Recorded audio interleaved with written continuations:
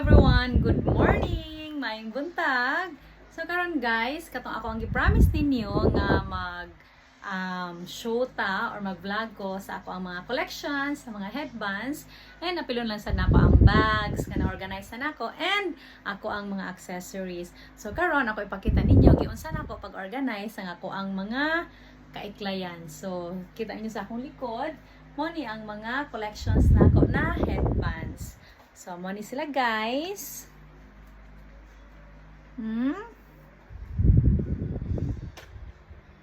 So, ingon sila, mura daw ni siya og kuan kanang mura daw ko og Unitap.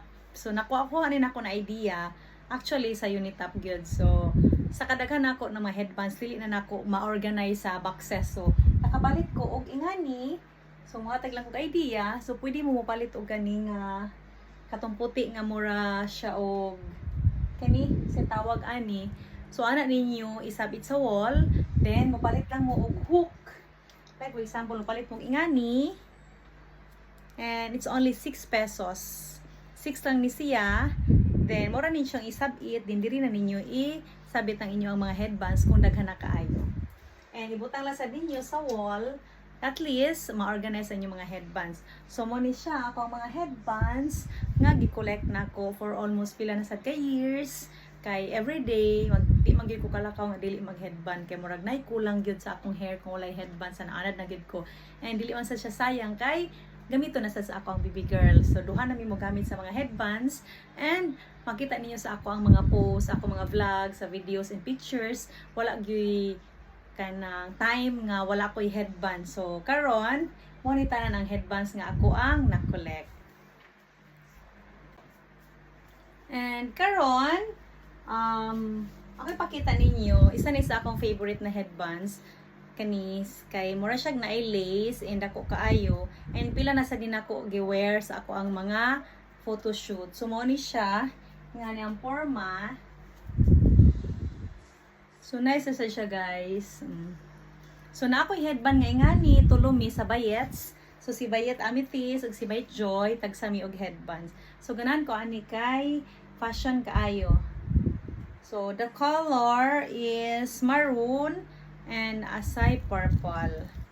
So, kanang isa, nice na sad kaayo. So, kapila ni na ako gisuot. So, gipalit ni na ako sa altura sa ibabaw kanang naibutik diha nga nay mga accessories. So dito na mo gipalit and barato ra siya from 200 gisale na lang nila og 79 pesos. So sulit kay ni nga headband.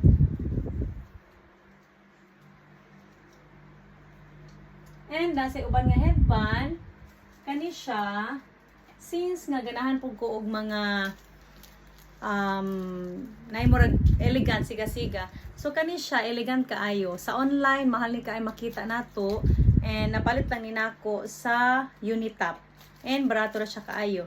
Kani siya pwede nimo ma-wear kung naka-lace ka or matin ka og mga party na medyo sosyalan sa mga party, magamit nimo kay mga pearl man ni siya ning magsiga-siga.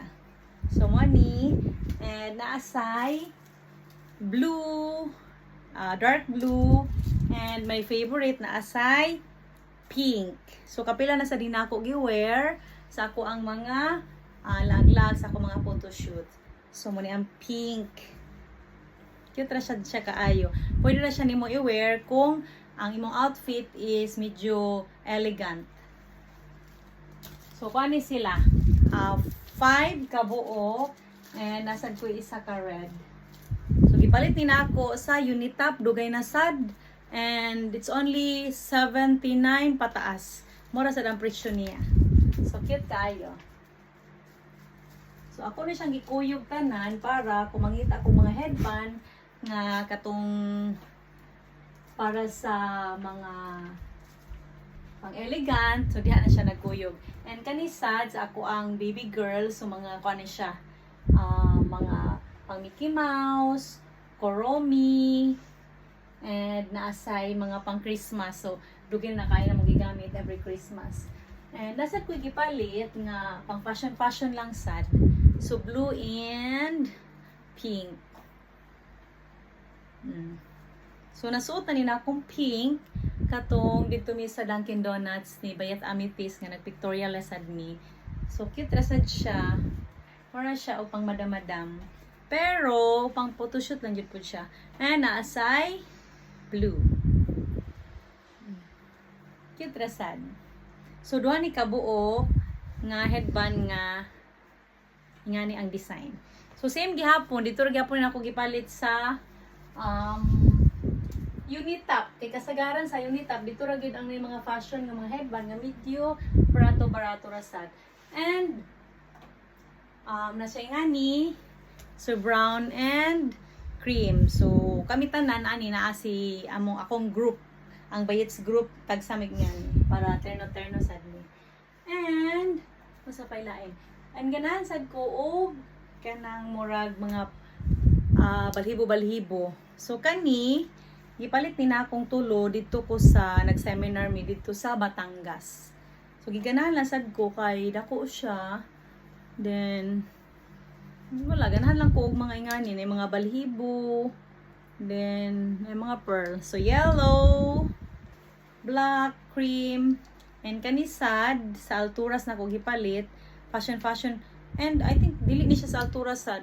Dito sad ni siya sa Batangas or sa lain nga lugar. Nakalimot na ko. So every time nga na ako'y travel, makalaag ko, makita ko, mapalit lang sad ko. So kani magamit na sa akong baby girl. So isa sa lugar na sad ang mga fur nga mga headbands, isa ra na siya kabutanganan. So ako ipakita ninyo giyon sa napag-organize. Sigan na siya guys. And karon mga headband na siya. So muna akong mga headband. So wala na ako ipagpila na pero daghanan na kaayo. And nasa diri nakabutang ang mga bracelet. Since nga napuno na sad, so dili sad ako mga bracelet. So daghan na siya kaayo guys. Mga bracelet and bracelet sad ni. Kani siya. And mga watch, earrings. So mo ni tanan ang collections nga nabutan ako mga headbands, mga bracelets, nasad ko yung mga mga necklace na ko nasa diri pero fashion na siya. And dili pwede mag-vlog kung walay headband kay naagid part of my OOTD na gid ang headband. And that would be all for my headband. So next is ang ako na sa mga bags nga na-organize na hinluan na nako kay naka-declutter naman ta sa mga bags na hatag na nato sa atong mga relatives ang mga bags nga dili na nato gamiton. So karon mo na siya nabilin nako.